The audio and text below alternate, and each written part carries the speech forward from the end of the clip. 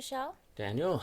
OG Rose. And today we're going to be talking about the human, the subject, and the paradoxical human subject. And this was inspired by Telosbound, Trey, in his conversation with Russell on self-relating negativity, object-oriented ontology, Žižek, Graham, Harman, all these fun subjects that make up modern philosophy today. And the short piece is just reacting to this idea. Now, there's this very interesting distinction in Žižek that this conversation brought out. I had not really thought about it very much, and they were just Russell and was mentioning how the term subject is usually used interchangeably with human or just kind of being, but really in Žižek, it's more like the self-relating negativity, which is that fancy phrase that you could associate with lack that you see in Lacan, or the Philosophy of Lack series we did with Goodell, Mr. Adler, Mr. Ebert, and Dr. Last, which is this idea that the subject is ultimately constituted by a state that cannot fill itself. It cannot be its own transcendental grounding. It's kind of a Kurt Gödel incompleteness, and that gets associated with the subject, where the human rather is more attracted to being. It's more defined by being. And it's you could even say it has the ego. You could associate with the ego that the human is the ego drive. And using that language, you could say that the subject is the death drive that you have in Freud, which the death drive here is kind of ironic because it's a result of the subject trying to achieve ultimate completeness. But since the subject is constituted by incompleteness, if it achieves completeness, then it effaces itself. It effaces itself out of being.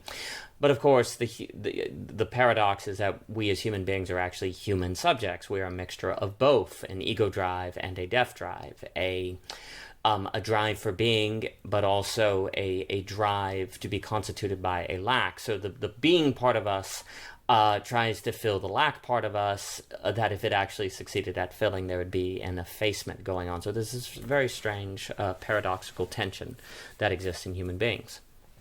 Yeah, and I think too, it's interesting because, like the idea of a human and being the ego, it's almost like if you could think about those two things being one somehow, but they're like oil and water, but they sort of want to be one.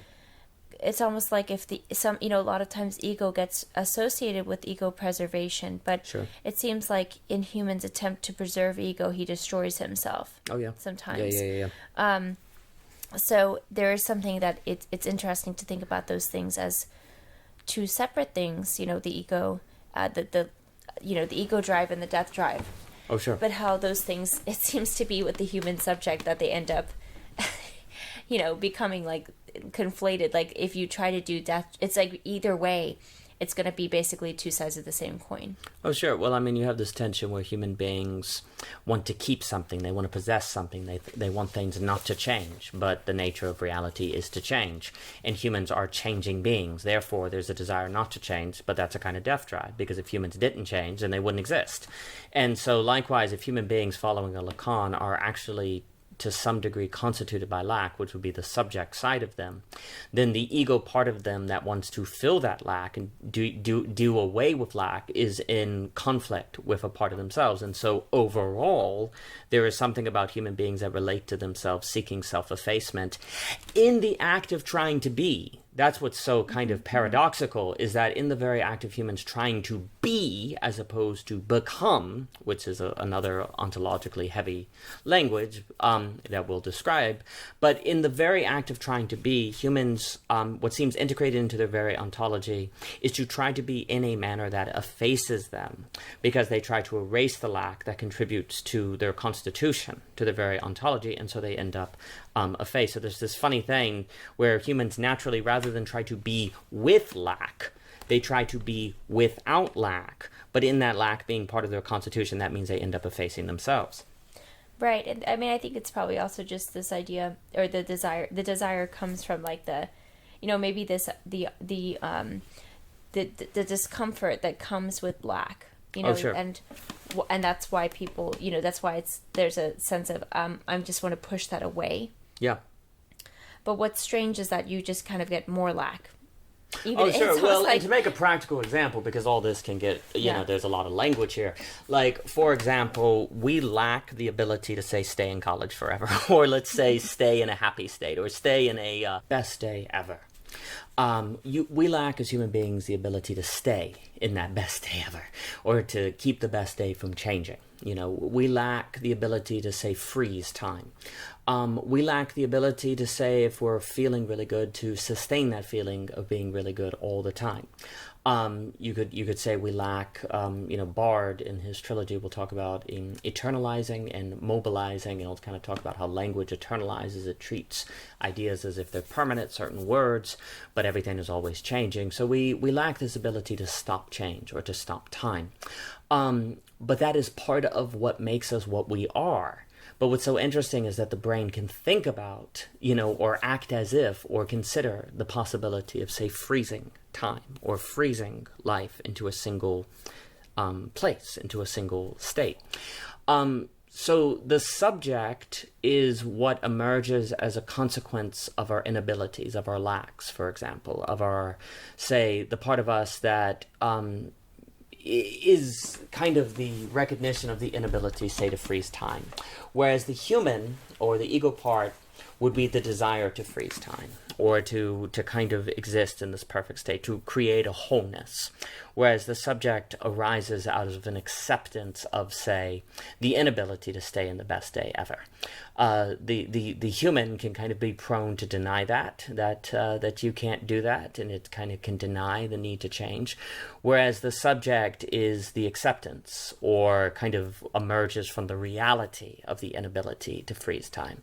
Now, this is where it gets interesting, because we have choice on if we're going to emphasize the human part of us or the subject part of us. And also if we're to see the subject part of us as a good thing, as a creative act that emerges out of the very limitations of human beings to, say, freeze and stay in the best day ever, if we're to see that lack as actually full of creative potential, for example, because arguably creativity without limits would be impossible, or if we're to see it as a kind of burden, as a kind of bad thing. And that's a kind of question that arises because we're the human subject. That's something we all have to decide for ourselves, each one of us. That's interesting. Yeah, I mean, I think that it's interesting because whether you emphasize one or the other, they're always kind of at play. Absolutely. But giving a certain focus to one over the other, I think can lead to. I want to say it can lead to some neuroses. To be honest, it does lead to neuroses. Absolutely. And I think the idea of keeping them in a dance where they're both, moving, and you move between those two places of the human or the subject. I mean, that's probably can feel difficult because, again, we sometimes kind of just want to be. But the thing is, if one does kind of, basically the only way to really be is to be like dead. Basically, yes. So it's like, well, do you want to be alive or not? And I think that's why, it actually becomes a very existential question of, can you let the dance happen between those two things? And one thing really quick on the subject, I feel like the subject, we kind of talked about this, and, the paper gets into this, but like the idea of, the subject makes me think of how a camera, accepts that it can't see itself. Like, absolutely. Basically the camera can't see itself. We can see the camera, right? But like if we're thinking from the perspective of the camera, right? The camera only sees what it. Let's just say it's like a film camera, right? It only sees what it projects. It only sees what is outside of itself, and so it's very interesting because it's like it can't actually get a full picture of itself without, either not being itself, like, oh sure, or I don't know, somehow being outside of itself, which is not really possible to do. So there's kind of a accepting the or I don't know, just having to be with that limit of not seeing its own self while it sees, basically. Well, that I think is the best a very good image, kind of based on the strange loop from Hofstadter, on this notion that a camera, if it looked on a screen on which it was projecting, you'd have this eternal regression, like mirrors that are facing one another. And so the very act of the camera trying to view itself or its own image creates this kind of this infinite lack, this strange loop, to use that Hofstadter language, where it's just this kind of endless hallway that appears, and that's what happens when the self tries to view itself. When the self relates to itself, when the subject tries to find the subject, it vanishes. It goes away. And so likewise, if we say the ego part of us looks for the subject part of us, it won't necessarily see it. There can kind of be reason for the human part to believe it doesn't need to integrate with lack, because it's not there. It when it tries to relate to itself, it goes away. But then, so that can kind of create the notion that the human, the being, can be all there is, that it can replace self-relating negativity. But actually, it's a mistake to think that the subject is not there. It's just simply a paradox that arises from self-reference that makes it seem like it eternally regresses away, but it actually is there. And that's the lack you have to integrate with. There's a kind of humility in accepting that all efforts to relate to yourself are going to be like two mirrors reflecting on one another, creating an infinite whole, that you can never get a solid grasp, a pure being of yourself, because the moment you try to it regresses away, it reflects away, per se, like those hallways. And that can be difficult to accept. That can be very strange. That kind of to think of yourself as these two mirrors that are reflecting away down these infinite hallways is a very difficult thing to accept. Because then also the self-relating negativity, I mean, it's kind of this infinite becoming that you see, this infinite movement that you see. And that means work, that means change, that means a lack of stability. And stability and rest and not having to think about this anymore are all things that the brain naturally desires. Yeah. I was thinking, too, it's funny, the idea of subject, like just thinking about the terminology that's being parsed out here is like the human subject. It's almost like the idea of, you're subjected to something or whatever. You're under, or you're like a subject, like of a king and queen, you know. So there is something that I think is, like you're saying, the humbling thing. I think that's an aspect of it that even in the language is kind of, there's a subjugation, like you're subjected. It's almost like I'm going to subject you to this, like as like a, some form of, I don't know, learning a lesson or something like that. Well, it's funny to think that if you're a human, you are subject to having to deal with self-relating negativity. You're subject to it. You're subject to it. Which I think is interesting, and it puts us in a certain condition, Well, it's that thrownness in Heidegger, right? I mean, right. You're just kind of thrown into the world, and you have to deal with this weird paradoxical situation where if you try to relate to yourself, you get two mirrors reflecting on one another. Yeah, absolutely.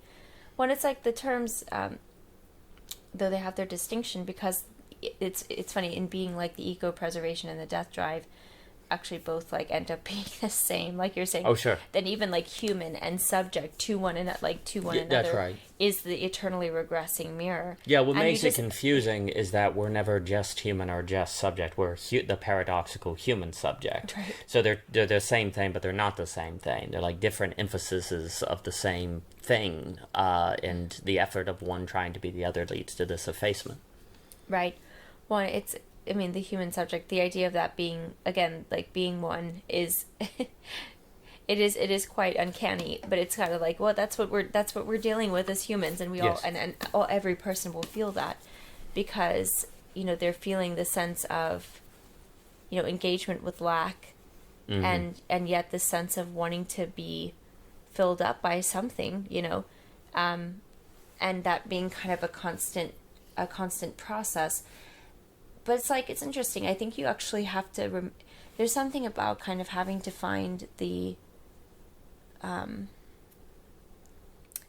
fulfillment of basically that lack ends up being the sustenance in a sense. Oh, sure. And that can only be done within the human subject, because that already, it's almost like, well, if you try to that end up just going to another human subject to like fulfill you or something like that, then you've got like a compound regressing mirrors.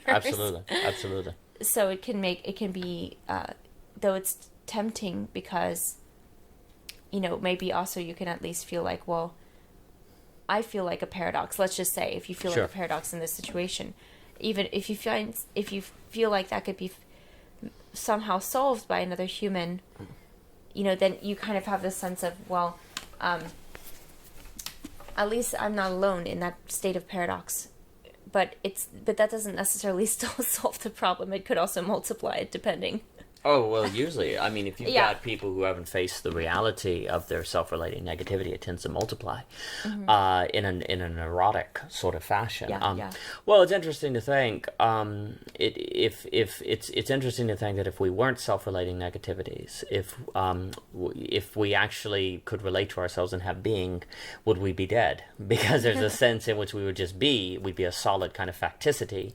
That would be the end of it. And would you be dead? And it kind of almost, there seems to be an interesting relationship between limits and creativity, which was brought up earlier.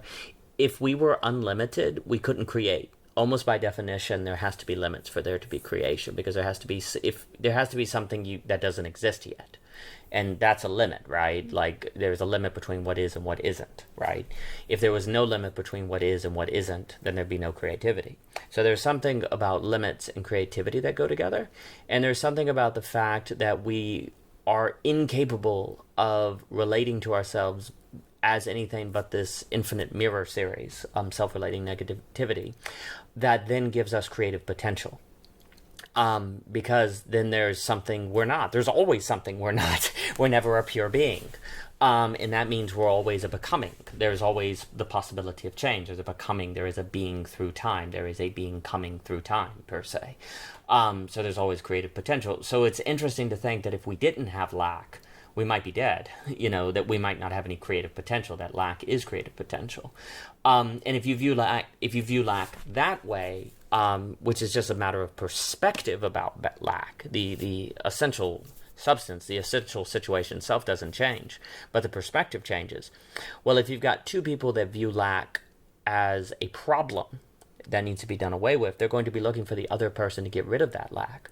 But here's the great irony. If that means you're hoping that the other person removes your creative potential.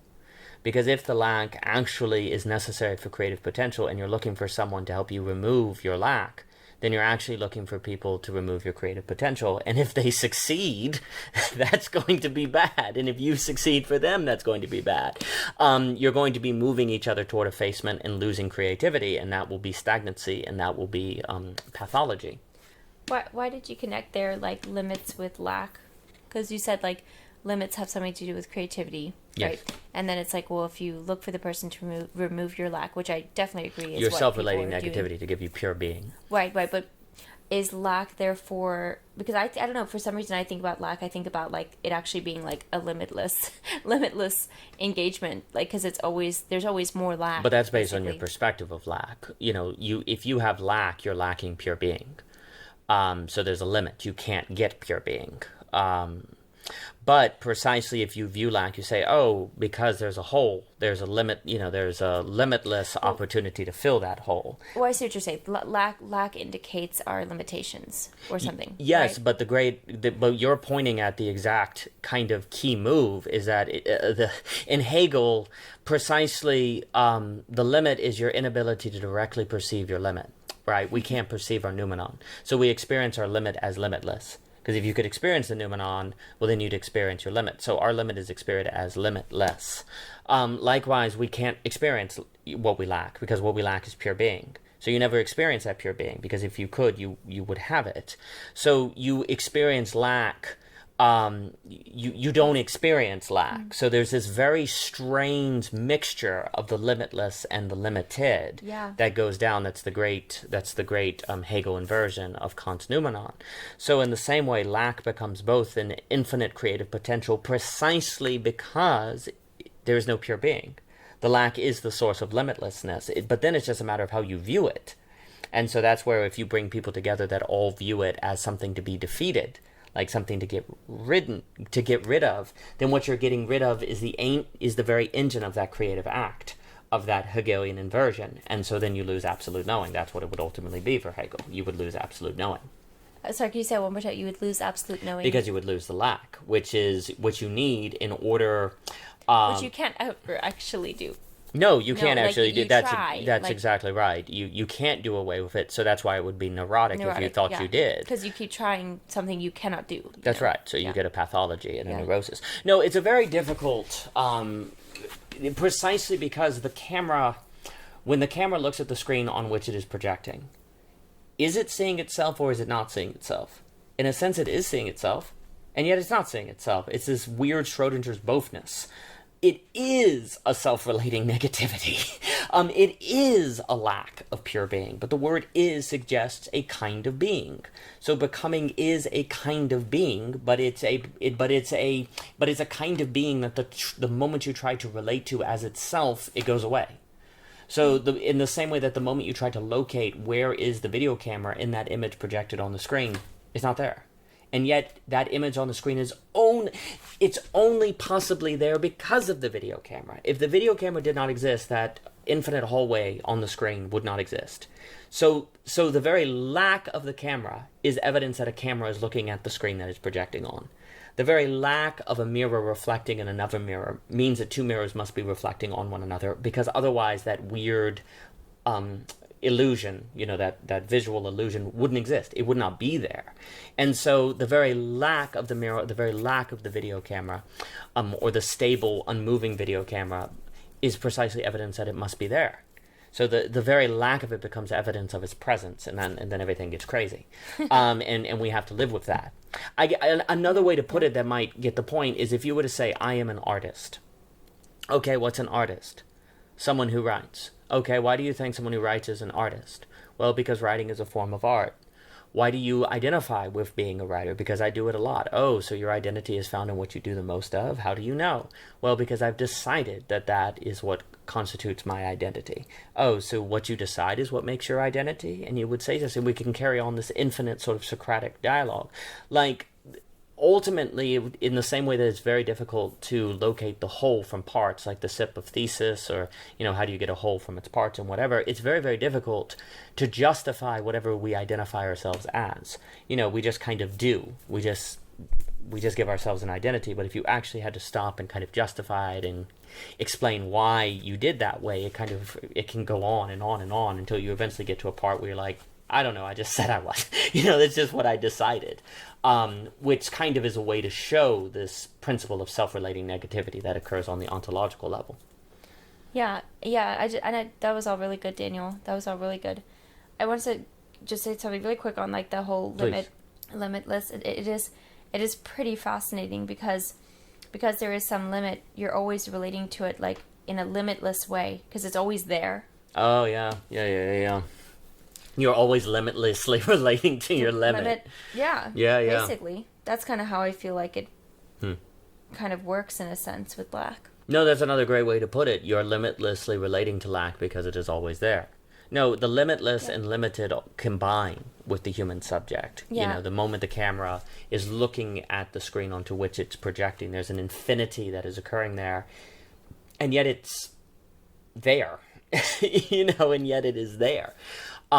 Which would have to mean that the video camera is looking. So the very fact that you limitlessly relate to lack must mean there's a lack there, of which you are limitlessly relating to. And the word limitless would kind of suggest that you never exhaust it, and yet it's there, being ever exhausted. It's not there. What? Right. I mean, I think that. I mean, it, like you're saying, like it kind of proves that there's a pure being.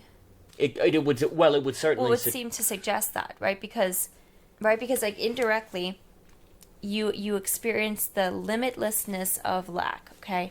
And lack is something that you feel is not there. Like you want more of something, you want more of someone, you want more of whatever. And because you have that longing, basically, which is what I think a lot of times it feels like to engage with lack or whatever, to feel lack. That feels limitless. Yes. But it's because you are limited like you have it seems like there's like a barrier or something to getting the thing that, would fulfill that. Oh, sure.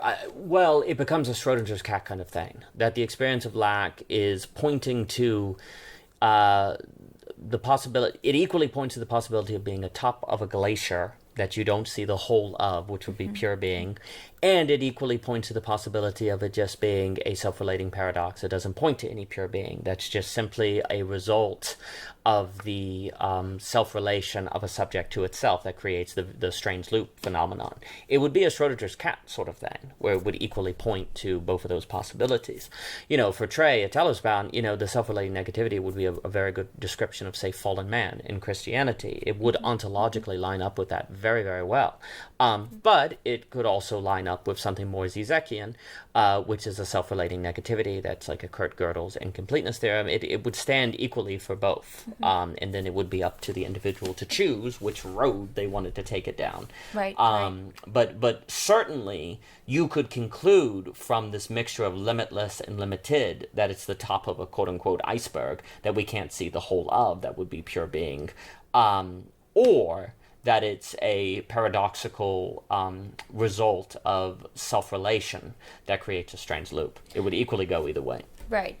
Well, just is funny because you're saying like that it kind of proves that the lack, or it's like, something that's not there, when it's basically the idea of like it's interesting because even that's a paradox, right? We're very sure that the not there is here somehow. Yes. Like lack, if it's really nothing, it shouldn't be felt. That's the strangeness, where lack is not nothing, right? Right. Lack is not nothing. And it seems to be limitless because you can always engage with it, or there's kind of a sense that there is something that it's always kind of reaching for, but never quite reaching, right? Mm-hmm. Never quite reaching that limit. Like it's kind of like a exponential reaching. And it gets kind of closer and closer to like the asymptote line. I'm trying to remember mathematics. Sure, no, that's it. And it's not quite there, but it means like the fact that there's like an asymptote line means there's some type of like limit, or like you could think of limit also in terms of like a something you cross over or something like that. Sure. And I just think that's interesting because I don't think it's much at least for me, it's not very much in question if lack is there. But isn't that weird? Because it's like, well, lack isn't anything really, so it's you're very confident absence. It's there. Yes. Yeah, exactly, right. Thomas Jockin talked, present absence. Yeah, exactly. Well, the strange thing with, it's this funny thing, like if we're thinking like a Zeno's divide, where if you were approaching something, but you're never going to reach it, but you don't know you're never going to reach it, you would feel like you were approaching it, right? I mean, you'd be, say, if you were walking toward a mailbox, it would feel like you were approaching it. Mm-hmm, mm-hmm. But if you decided to interpret your situation as Zeno's divide, which is you reach a halfway point and then another halfway point and another halfway point, so you never get there, well, then you would interpret your experience of approaching the mailbox as actually not approaching the mailbox. It would just be an illusion almost. The approach would be a limitation. Yeah. It would signify a limitation. But alternatively, you could decide that you were going to reach that mailbox. In the very fact that you were approaching it, maybe would actually mean that the mailbox was really worth approaching, dang it, because it was so hard to get there. So you decide the meaning. If even someone like Žižek, all of the modern philosophers like Žižek are going to say you can't have a transcendental viewpoint, which means you can't get out of the universe from God's point of view to determine the meaning of the universe and all that. So you can't. No one has access to a transcendental viewpoint that could say that the asymptote line never reaches, is in fact an asymptote line, that the line never reaches pure being, or that you never reach the mailbox. So from that view, it's a Schrodinger's cat situation where you get to decide. It's equally possibly both, because there's no transcendental perspective to say it's not one or the other.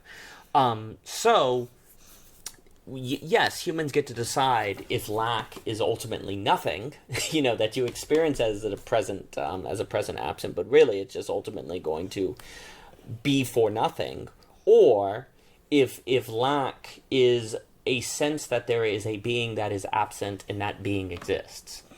And you get to decide that. But it is strange to think that we have a sense of a being that's lacking, of which actually is ultimately nothing. It would be weird if ultimately there's a nothing lacking that we feel as if isn't nothing. Exactly. That's kind of a strange thing. Yeah, definitely. And also, I mean, it's just funny that we think we are kind of, I don't know, the way, at least the way we seem to be toward lack, I guess, is that somehow, like, it could actually somehow be fulfilled. Like, yes. Why do we even think that? It's it's interesting. I mean, I guess it does have to do with an interpretation. Obviously, not everybody maybe feels that it would be fulfilled, but it is interesting to think that it's almost like the idea of being able to know how you would enjoy like a feast or something, like something really yummy or something would be, if you had some idea of that would be what you would enjoy. Yes. And so it seems to be a similar thing, even though, like, if we talk about in terms of pure being, it's not anything that one has ever experienced themselves. Sure. Well, I mean, ultimately, the whole C.S. Lewis weight of glory, the argument of desire, would be the idea that every desire corresponds with an actuality. Humans desire, say, for God to exist, therefore there's reason to think God exists. Likewise, human beings desire pure being, a kind of eternal Sabbath, a sort of rest, therefore there'd be reason it corresponds with actuality, and so on and so forth. That would be the argument of desire, maybe something like that in Pascal or something, but that's kind of what C.S. Lewis will talk about in The Weight of Glory. Now, that said, I do think there's something where, even if someone was theological or religious, there can be a tendency sometimes in religious circles to underplay lack, as if lack is an illusion and you shouldn't feel it or it's not there, which can result in a de-emphasis of human fallenness. Yeah. And I think that can lead to different pathologies and neuroses. So integration with lack for any and everyone. Well, basically, religious, non-religious, theological, non-theological, so on and so forth. I think there's a lot of wisdom in learning to integrate with lack, which would also get you into a tragic view of reality, seeing it as a competition of competing goods. Because even when people, like, you'll hear, say, religious people talk about, we're falling and we're in sin, but then they proceed to they let the Platonic forms of their brain win on how life should be, say, in the political realm and the personal realm. They're very Platonic. They don't actually practically believe that the world has fallen, just by how they act. So there is something to be said about everyone needing to take lack seriously. But it certainly is the case that the ontology of lack can work in a theological framework, like Christianity, for example, with human fallenness, as it can work in a psychoanalytical framework like Lacan. Yeah, no, definitely. I think that's a great point. And I think, too, with the de-emphasis on lack that can happen in religious conversations or circles, I think that can be difficult, for... I do feel like, I think lack is sometimes more met and encountered and grappled with, particularly, maybe even more so for people who are intellectually curious and people who are very creative or have, creative yearnings and things like that. I mean, everybody does to a degree, but when it's really, really a big core of like how they are, as a human being, I think that there can still be big questions about, lack and satisfaction in life or with what you're doing and all of these things that are sometimes maybe for the person who maybe is digging a bit deeper per se with questions or with their own art or whatever it is, like you said, can kind of just be dismissed, right? And it's almost like, well, that's still a very, this is still a very relevant question and experience for many people. And so, yes, what of that exactly? What of that? And I do think that's, I mean, there's some interesting things if we think about that a bit more theologically, like with this idea of the bothness, the engagement with the emptying and the fullness. But that could be for another time. But I just wanted to say that I definitely agree with you, Daniel. Well, I mean, Žižek will call himself like an atheist Christian, for example. And there is this notion, and like theologians like Johann Moltmann will emphasize the crucified God or different things like that. If you take Christianity seriously, and we're just focused on Christianity here, and you have a conception of God that is crucified, or that calls you to bear your cross, or to be crucified, and you take that really, really seriously, as opposed to what can sometimes occur in Christianity, where it's kind of like Jesus died on the cross, he paid your sins, and you just get paradise. That can kind of create an impression, as much as Christians may talk about taking up their cross or sacrifice or so on and so forth. It becomes very secondary to a doctrine of, well, Jesus paid it all, and I just inherit eternal life. Well, that plays into a language of not having to deal with lack, of not having to take up your cross every day, even as people say it, even as they claim it, because what ends up happening is taking up your cross kind of means believing in Jesus when the world rejects you, because everyone thinks Christianity is silly. So taking up your cross means holding strange beliefs, or beliefs that maybe the world doesn't like. And sure, maybe that can be a part of it, but if we take the cross to be talking about the day in and day out of dealing with this life that has its challenges, its ups and downs, its tragedies, its incompleteness, and its self-relating negativity, I think that's a deeper understanding of what the cross means that can be missing in Christianity, if we just stick to that example, that is extremely consequential. Ergo, why an emphasis on lack, even for religious people who may ultimately believe in the possibility of translating and transpositioning themselves into some sort of pure being. Why I think it's still really, really important for them to emphasize and to embrace an integration with lack, so that you really take seriously the cross. Yeah, no, absolutely. I think that's really good. And I always think that's interesting, like the cross as a symbol. It has like that, the perpendicular, like where two things meet. Sure. Vertical, horizontal. Yeah, and it's almost like, there is something about this kind of dialect that we have with this lack and fulfillment. Right.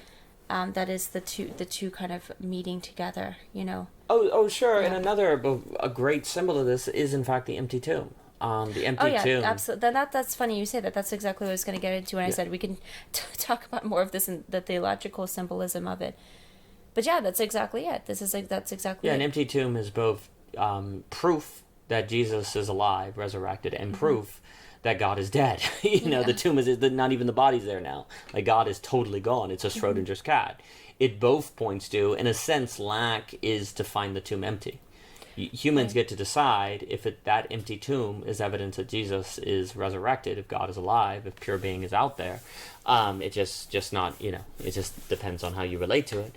And that gets into that whole topic. Or if it's just evidence that there is no God, because look, the tomb is empty. It's that Schrodinger's cat kind of thing. Absolutely. And it's interesting because in that way too, like, empty becomes victory in a sense. It's weird. It's like limit becomes limitless. Yeah, exactly. And like, it's like the womb. Like, when the womb becomes empty, the child is held. It's there's something there it's like the empty always points to there being like some fulfillment of something.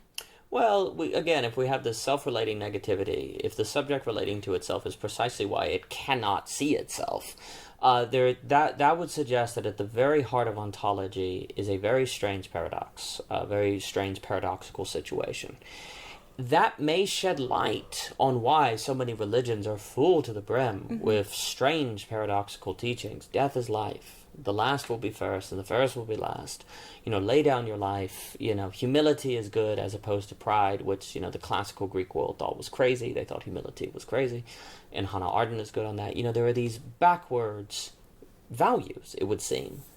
Well, if there's something paradoxical ontologically about being itself, then the backwards values may be precisely what you need to have the right values, because you need paradoxical values to harmonize with paradoxical being, so that you get harmonized being. You start to see why exactly religions intuited perhaps a self-relating negativity, and you have corresponding values and ethics accordingly. Yeah, no, absolutely. I think that's quite right, and there's a lot there, and I think that again, it's just, identifying the paradoxes can be helpful, and then also it's kind of like it takes a paradox to kind of resituate something like from being on its head to being on its feet. Yes. You know. Yeah, and I mean, you start saying, why is it like in Heidegger that being and death are related, that you need to be toward death or with death? You know, Johannes was saying that needs to be translated differently, and I think that's true. That's it would make more sense. You know, that being with death is the only way to really get at being. You know, Right. why is that? You know, Guy Senstock, you know, Daniel Zeru, you know, everyone's talking, the Kyoto school, they're talking about this kind of thing that you sense but you can't put into words, this thing you can get at but you can't get at, you know, this great unspeakable, this great ineffable. All of these are probably a result of self-relating negativity. All of these are probably a result of the fact that the subject cannot relate to itself as anything but a strange loop. And all of these unspeakable phenomenon that are being pointed at are a result of efforts to put into words the strange loop, to make a becoming a being, and the effort to try that because it feels like you should try that leaves you inherently with a failure, because it is ontologically such. You cannot fully put into words in a manner that is not paradoxical something that is inherently paradoxical. You cannot fully articulate a thing that articulates itself by self-relating itself away. It's slipping away. It is a slipping away thing. And so the moment you try to speak about it, it slips away. There's a great slippage, kind of slipping that is part of being. That would make sense if the self was a self-relating negativity, if the self was a strange loop. The moment it saw itself, it would be gone. And yet the only reason it would be gone is because it must be seeing itself, because it is the source of that strange loop. Again, if on the screen you have that infinite hallway of mirror, you know, of the screen going into the screen, then a camera must be looking at its own screen. It must be. That vanishing, that slipping away would not occur unless that was happening. So likewise, every time we're in a situation where what we're trying to say in the Senstock when he talks about that, or the mystics, all that different stuff. The moment you're speaking about something that's slipping away, it must be somehow being relating to being, subject relating to subject, that is causing that slippage. And that seems to be a facet of being itself. That's interesting. That's interesting. I was thinking a little bit about just the idea of like self-negating. Relating negativity. Yes, thank you. And for some reason, Daniel, I just like me and Marilise came to my head because we look so much alike. Oh, sure. We look so much alike. We're kind of like mirror images, or not Sure. not literally, but like looks like you're looking in the mirror. Well, I'm looking at Marilise, and it's funny because I don't know. I just feel like it's like literally the opposite with Marilise and I. Like we're not regressing mirrors. It's like somehow it's like we're literally like seeing and that's, I actually want to dive into this a bit more, because I was thinking about like identity, and there can also be like a lot of religious language of like your identity in Christ, or Sure. your identity in some sort of like understanding of your Sure. existence in God. Sure. And so it's like I was thinking about identity, and then I was like, why did I never realize that word was so close to identical? And it's like Marilise and I are identical twins. So I wonder if there's something in like how we are relating to one another that's like, I don't know. Somehow I want to say like, and I don't know, obviously I'm biased toward it because Yes. I have a very positive experience with Marilise in Yes. this way. But it's like I want to say that this seems to be like the closest kind of embodiment of like perhaps seeing I don't know how to put it. It's like Is it it's closest to pure being? in a sense. Yes. I want to say that. I know that's a big statement. No, it is. But Which yeah. That's what everyone wants. Yeah. That's what all self-relating negativity desire.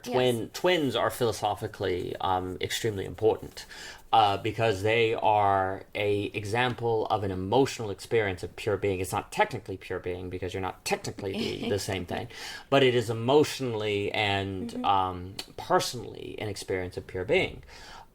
Which then creates a possibility of a very unique, deep tandem that most people don't ever have. So it is philosophically rich, Now, whereas other people, say, who do not have twins, may be more familiar, say, with lacking that tandem and then the experience of lack, and so they grow up with it, and have more familiarity with it, twins may not have that familiarity with it. So it's always a double-edged sword for everyone. Yeah. Whereas, people who don't have twins might be cynic and hopeless because they don't have any emotional experience of the possibility of pure being. Right. Whereas twins do. But then when it comes to a space of, say, experiencing or integrating with lack, it can be extraordinarily foreign because you've had such an extended period of time of harmony with something akin to pure being. Yeah, absolutely. No, definitely. I think that's spot on for sure. And yeah, I was kind of thinking of it as you were talking about that, is like, I wonder, I guess it's just that this whole idea of like, it's like the sun, right? You go look at it and like you can't really look right at it. It's like when Dante talks about the sun, and there's always kind of a sense of you have to see it indirectly. You can't ever see it directly. And so I guess I was just thinking about like, well, can one be in tandem like with themselves? I don't know. There's kind of this idea of like, can the self-relating negation somehow still provide its own sort of tandem with the individual to itself, or to himself, to herself? I don't know why I said itself.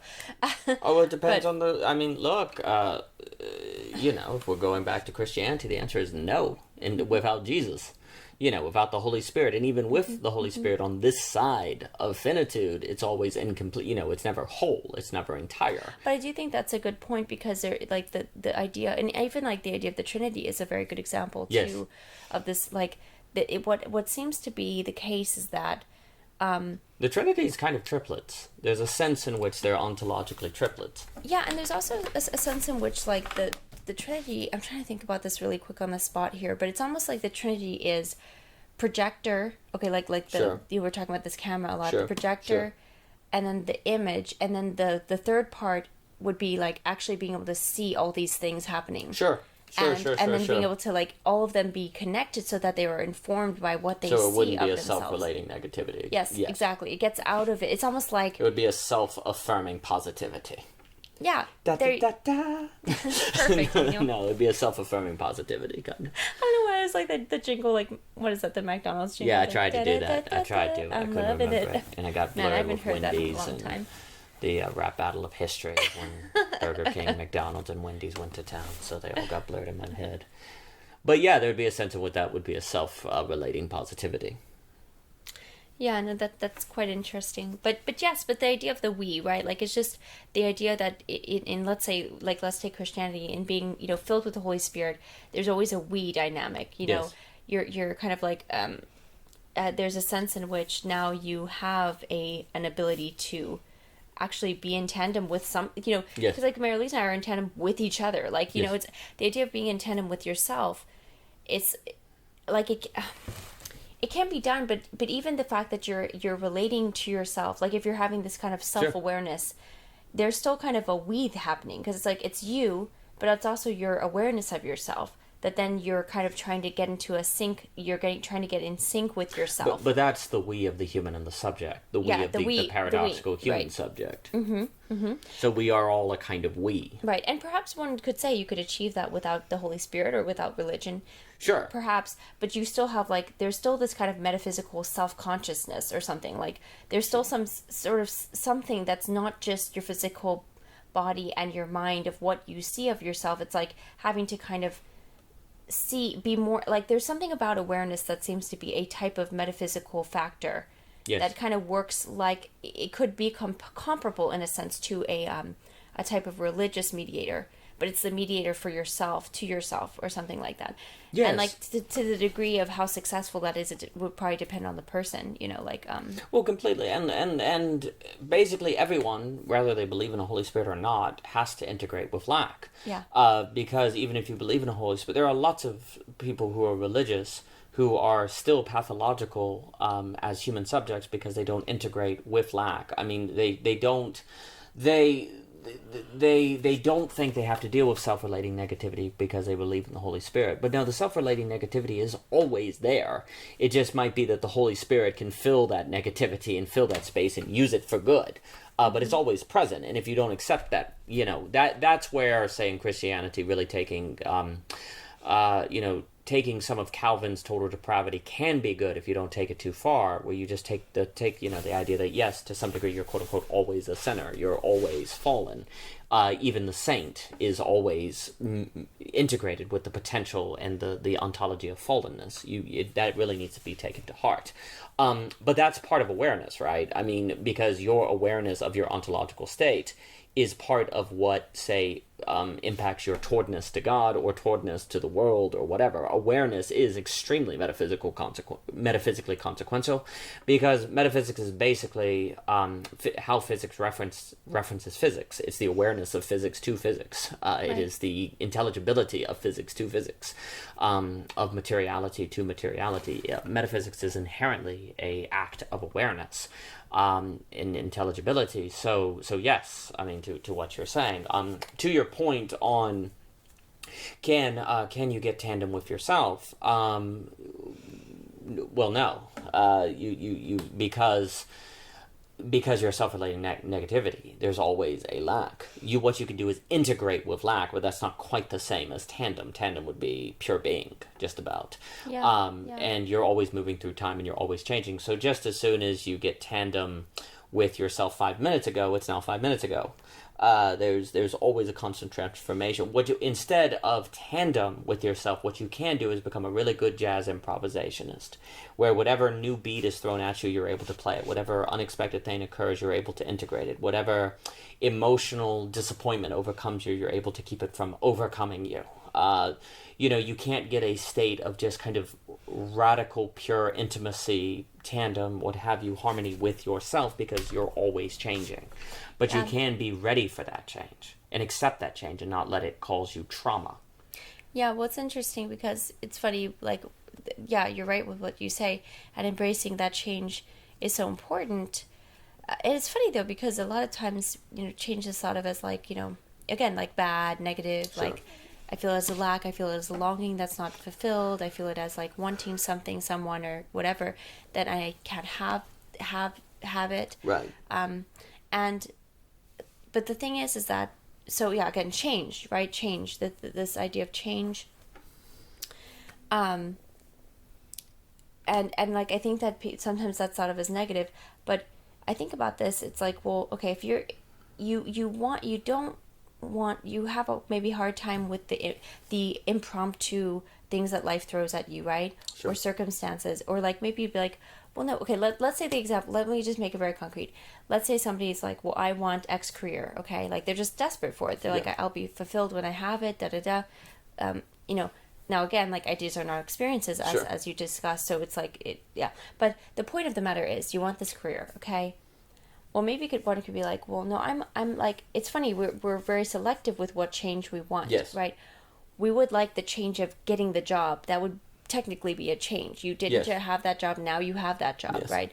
But we don't like the change of realizing, oh wow, this job's a lot harder than I thought, or or wow, this job is making me very busy, or whatever it is. And that would be an example of the human tricking you, the ego, the seeking being, it wants to believe that this job would be perfect, so it doesn't think about it realistically. Right. So I guess I was just thinking about change. It's funny how we can be selective in that way, but the thing is, if we really want to embrace, lack and all that it means, this idea of, like you're saying, embracing disappointments, embracing change, well, it's like, it's also like, in a sense, though, okay, so life, there's like a fleetingness to things, right? Yeah. Like, well, why can't we also see that as a good thing? That means, like, maybe our depression can be fleeting. Oh, sure, exactly. Why is it that, like, it's always thought about in terms of the good stuff's going to change, but couldn't that also mean the bad stuff can change to good stuff? Absolutely. It's a very simple way of But putting that's why the term lack is not inherently bad. It's a present, it's a present absence. The thing absence could be better. It's not necessarily worse. In the same way that our inability to get the perfect job may keep us changing jobs, so then we have 1,000 cool experiences changes as opposed to just one, right? I mean, change could be positive potential, but the brain naturally interprets it as bad because the brain is a lizard brain, as Seth Godin will talk about. It's fearful, it wants to survive. Biologically, it knows you're alive right now, so if it could just freeze time and stay right now, you know you'd be alive. So it doesn't want change. It's anti-change because it just wants survival. Yeah, definitely. And I mean, I think that's why you're saying, like, some people can be religious but still pathological because yes. Sometimes religion is taken as like it's kind of like taken as like, okay, I'm done, like I found salvation. I found it, like it's done, I'm good. Yes. I'm good now. Right. As like, let alone that's like, it's actually meant to be the initiation of a journey, you know. Yes. Of like, yeah, lots of change actually, and yes. you know, and yet there's like the constant, which is, you know, the pure being itself, or if we want to say God himself, or yes. God itself. So it's like that's there's like the, yeah, it's meant to be an initiation so that you don't end up just being like, end up being pathological. Well, you end up like going on a path instead. Yes, any worldview that doesn't have something like a cross is going to be problematic. That does not have tragedy, that does not have integration with lack, that does not have hardship, that does not have facing finitude and facing death and living with death. Any worldview that does not have that is going to be a problem, is going to be pathological. It is going to end up neurotic. Why exactly is a very extensive discussion, but a lot of it is captured in the phrase, the paradoxical human subject. Because there is something about all human beings that is ultimately a self-relating negativity, that is ultimately lacking. And if you don't have a worldview of which makes space for that lack, then you have to deny part of your very ontological constitution, or something that is in the image and likeness of your ontological constitution. And that means you're going to have live your entire life running from that, running from that part that is part of you, so you can't escape it. So it becomes neurotic and pathological.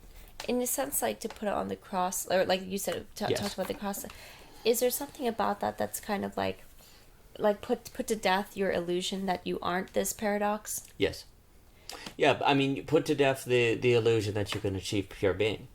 I mean, even if you believe in God, you don't have pure being on this side of finitude. You know, if you believe in a second coming, then sure, then pure being will break through. But you don't get pure being on this side of finitude because it's fallen.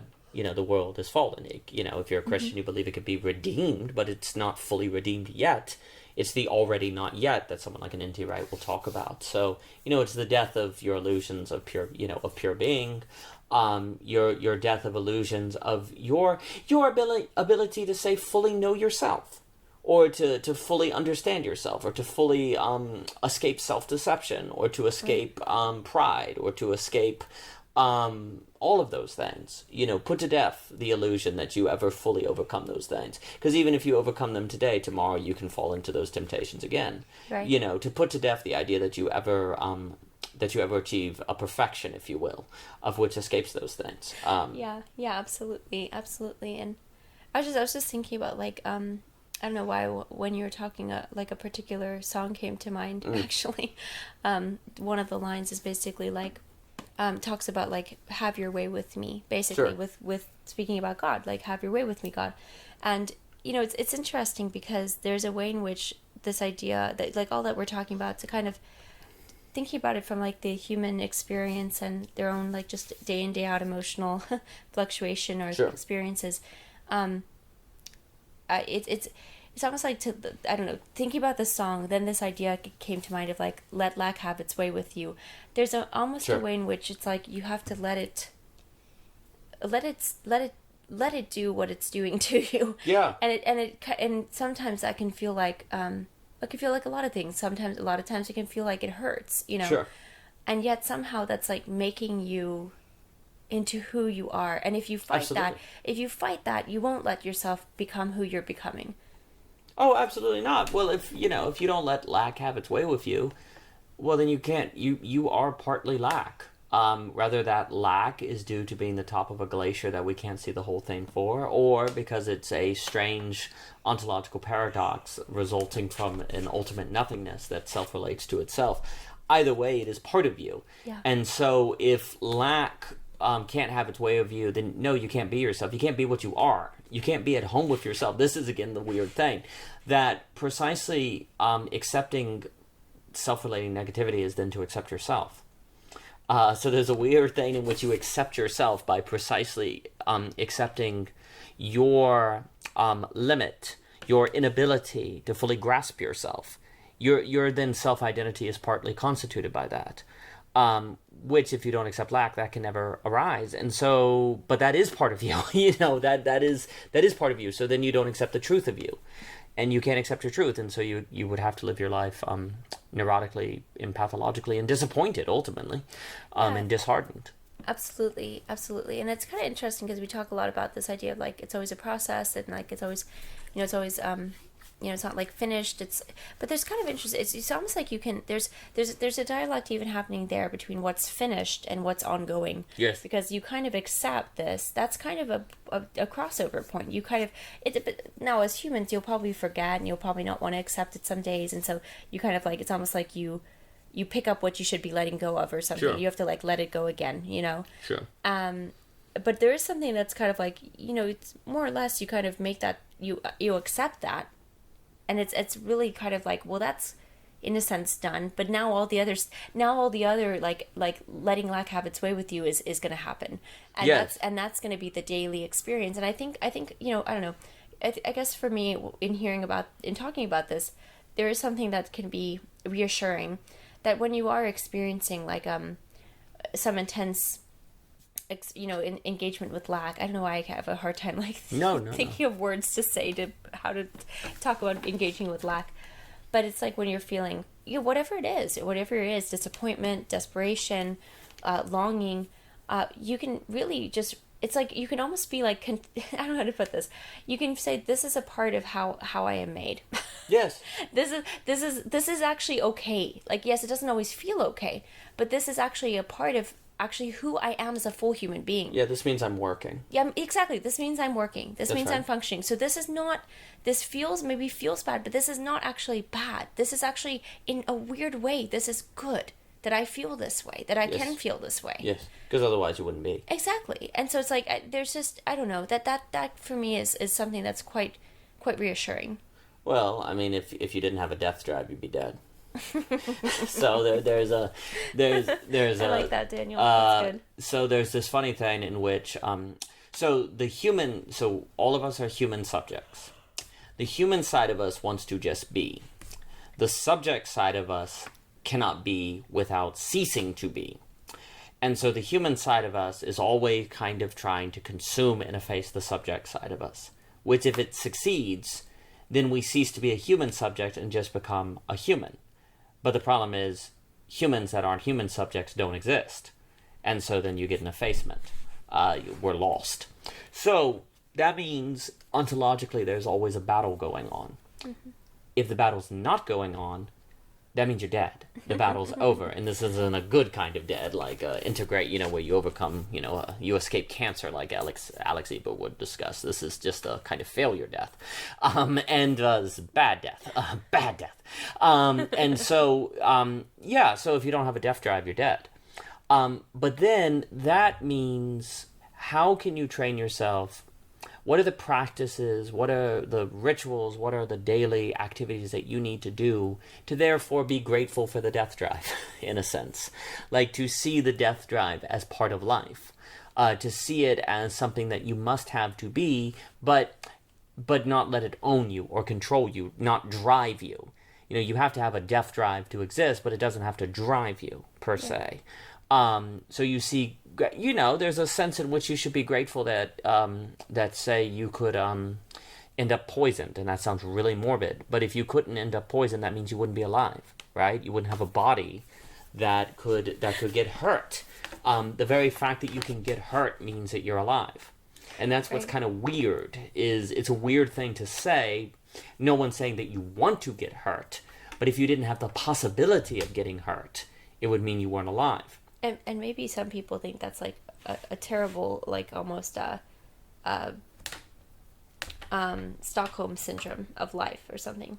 Oh, sure. There's a sense in which it can be. Well, I mean, I don't ascribe to that, but I'm saying I feel like I could hear somebody being like, "Well, that's one great delusion you're under, like to even want to be alive," Well, that's to not integrate with lack from a exactly. nihilist side. Sure. You can fail to integrate with lack from a being side, which is where you just deny lack, but then you can also just have the nihilist side where you deny lack, because lack is not nihilism.